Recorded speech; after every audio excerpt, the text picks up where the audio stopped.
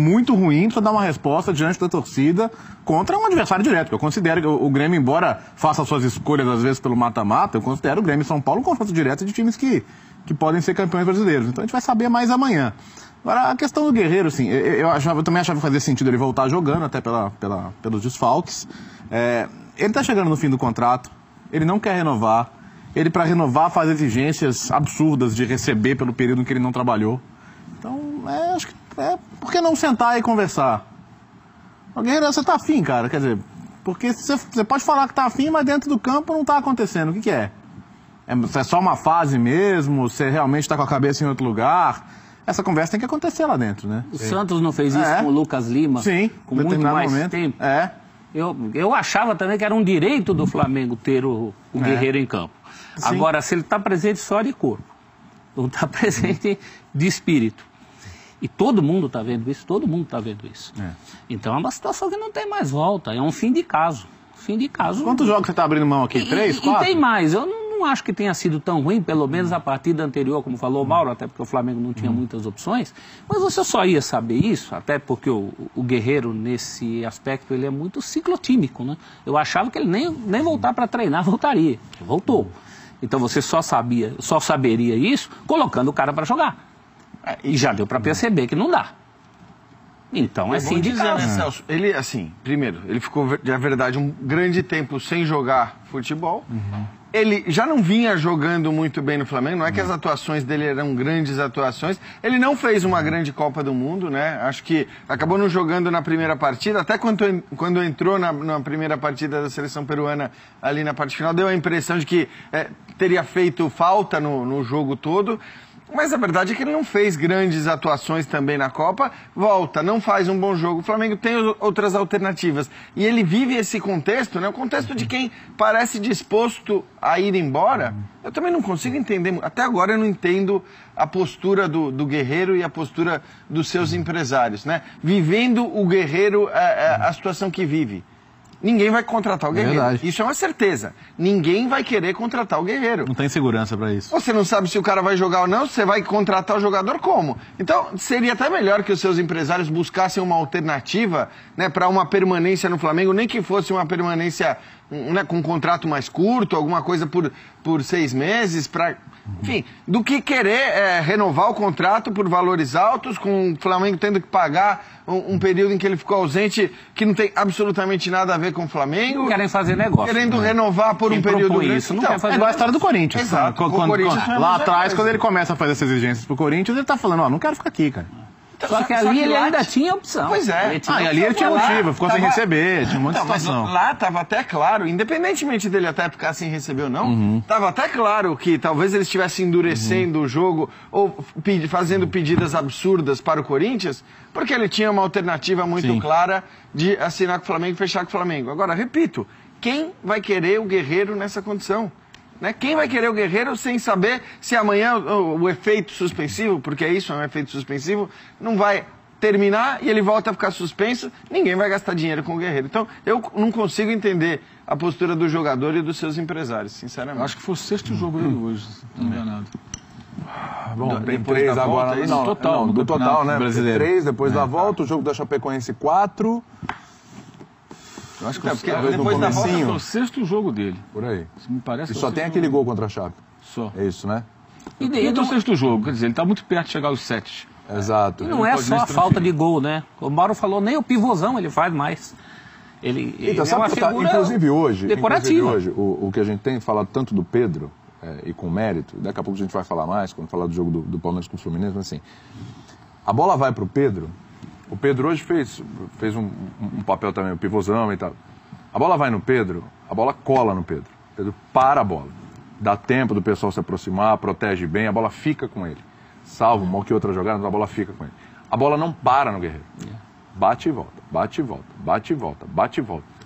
Então, assim, até essa função... Não tem jogo quando não tem jogo no Guerreiro. Entendeu? Esse é o problema. A jogada morre no Guerreiro. Ela morre no Guerreiro. Então, é difícil você tocar o barco com um jogador nesse nível de jogo que mais está atrapalhando. E o futuro não é ele, né? O futuro não é ele. O futuro é o Uribe. Essa é a questão. Lá, então já vamos trabalhar com o futuro. O cara ainda tem a peça, o Barbieri ainda tem a peça para trocar. Ó, ainda contratou o Uribe e tal, veio o Uribe, então põe o Uribe pra a vida jogar. nova agora. Acabou, resolvido. Agora, Mauro, tem outras peças também que o pessoal já está até pegando no pé e que não estão funcionando tanto. O Paquetá também caiu de rendimento, né, Mauro? O Paquetá está errando muito passe, né? Já foi assim na semana passada, o jogo contra o São Paulo. Depois do gol até ele melhorou um pouco. Acho que... Não sei o que se passa na cabeça dele, né? Houve uns essa semana de proposta. Não tem proposta nenhuma pelo Paquetá. O Paquetá não tem mercado na Europa. A multa dele é de 50 milhões de euros. Ninguém vai pagar 50 milhões de euros por ele. Pagaram pelo Vinícius Júnior. O caso do Vinícius Júnior, como o caso do Rodrigo, esses são casos absolutamente atípicos. Não serve de parâmetro para rigorosamente nada. Nenhum clube europeu paga 50 milhões de euros, 45 milhões para um jogador brasileiro novo, de 20, 21 anos, aparecendo. Para ele chegar nesse... o Flamengo não precisa vendê-lo, exceto se alguém pagar a multa, né? Simples. Não tem essa proposta. Se chegar uma de 10, 15, 20 milhões, seria um absurdo vender. Então não sei se, porventura, algo está tumultuando na cabeça dele. Se for isso, falta alguém orientar, explicar para ele que ele não vai para a Europa. Aí que ele não vai para a Europa nunca. Porque se ele jogar muito, for convocado pelo Tite, atuar para a seleção brasileira, alguns amistosos, e aí chamar a atenção, eventualmente Copa América lá na frente, aí ele vai abrir portas lá fora. Mas tem que chamar muito a atenção, porque como o Flamengo não depende de vendê-lo por qualquer dinheiro, dá um exemplo do Vasco. Quem fez o Vasco com o Paulinho? Vendeu pela grana possível do Bayer Leverkusen e preservou um percentual numa futura venda. Por quê? Porque o Vasco estava desesperado com a faca no pescoço, precisando de dinheiro. Sim. Então apareceu, não teve como segurar e esperar uma proposta maior de um clube com mais grana do que a equipe alemã. No caso do Flamengo, não. O Flamengo pode falar não. Se alguém aparecer, pago 20 milhões, não, é 50, vai. Pagar a multa, leva. E assim vai ser, ao que tudo indica, né? Sim. Então não sei se é alguma coisa externa ou se é uma questão só de momento. Mas ele não tem jogado tão bem. E acho que o Barbieri precisa ver rapidamente essa questão de um time que gira muita bola e não decide. Custa a resolver a jogada. Parecia, em alguns momentos, a Espanha na Copa do Mundo. Né? Com aquela troca de passes interminável que não gera finalização. Quais foram as grandes defesas do Vanderlei hoje? Uma ou outra um pouco mais difícil, mas não foram... aquele nível de dificuldade... Não foram dificílimas, nenhuma dificílima. Não. E não houve nenhum momento de grande pressão, mesmo com toda a posse de bola. Então esse é um problema antigo que voltou. Mas você mesmo, alguém vai dizer, você dizia que o Vinícius Júnior oscila, mas ainda assim era o cara que tentava jogadas mais incisivas. Então, seja com o Vitinho, seja com o Giovani, que hoje até entrou bem, se conseguir jogar bola, ele precisa ter um cara numa das extremidades do campo, já que o lado direito, o Everton Ribeiro, é um armador que joga pela ponta, que seja um atacante, que tenha um comportamento de atacante, jogador mais letal, mais decisivo, que vai para cima, que busca o gol e que toca menos a bola para o lado. Ele tem que achar esse cara. Não é Matheus Sávio, né? Matheus Sávio, com todo o respeito, não tem condição nenhuma de ser titular do Flamengo. Fez um gol espírita, aí já virou, não é nada. O jogador estava no Estoril, não conseguiu se firmar nem em Portugal, num time pequeno. No máximo vai compor elenco ali. Tenho dúvidas até se ele tem condições técnicas para isso. É um jogador comum. E o Flamengo perdeu, acho, muito tempo hoje com esse jogador em campo. Era melhor ter tentado alguma outra formação, até com 2 centroavantes, como funcionou bem contra o São Paulo, quando jogou Guerreiro com o Uribe, foi quando o Flamengo ficou mais agressivo. Isso foi testado em treinamento. Ele poderia ter feito isso mais cedo, até colocando ou o Dourado com o Uribe, ou deixar o Guerreiro mais um pouco com o Uribe para ver como funcionaria. Não o Uribe pela ponta, como jogou contra o Botafogo, mas os 2 centroavantes. Já que o Santos estava tão encolhido, né, e você tem tanta posse de bola, de repente você enfia um outro cara na área para empurrar o adversário para dentro da área e tentar ali criar alguma situação de maior perigo. Acho que ele poderia ter mexido melhor no time. Mas enfim, eu acho que a grande questão eu entendo o que o Léo quer dizer.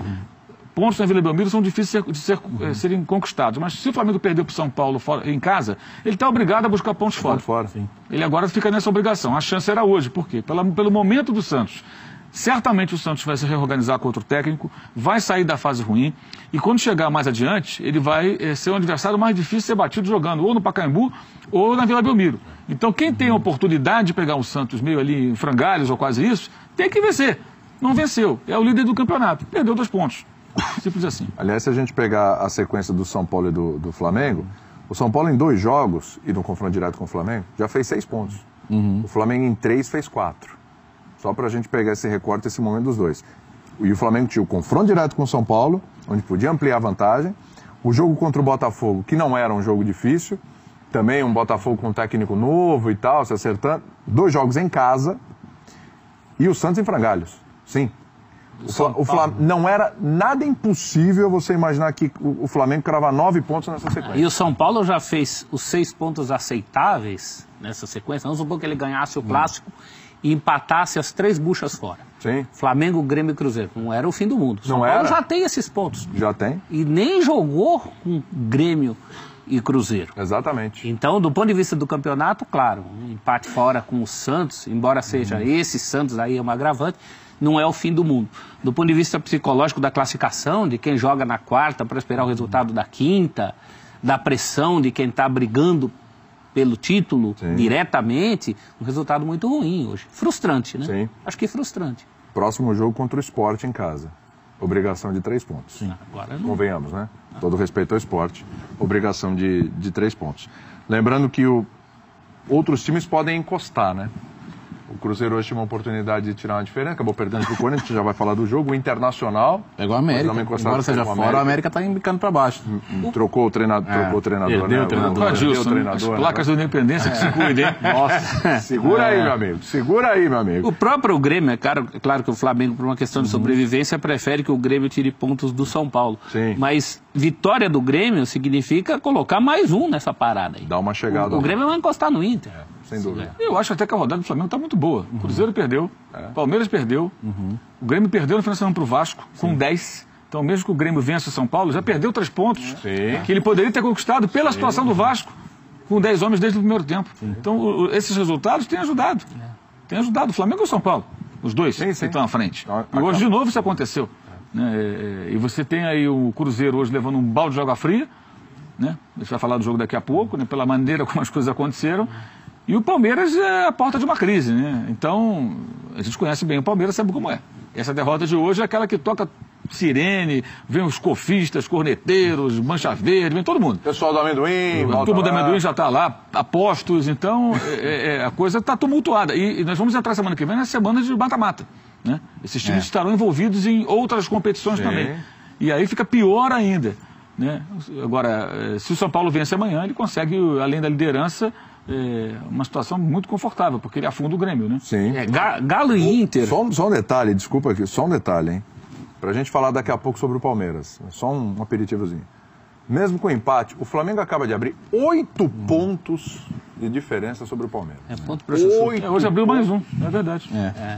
Acabou abrindo mais um pontinho. São 8 pontos de diferença. Agora, Galo e Inter, que estão muito bem colocados em terceiro e quarto, eles estão livres do mês do cachorro louco.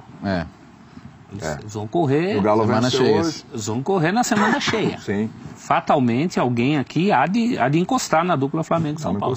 Né? Essa briga aqui, eu acho que o Mauro tem razão no que falou na segunda-feira, né? Essa briga aqui ainda vai embolar, tem muita gente que ainda pode chegar.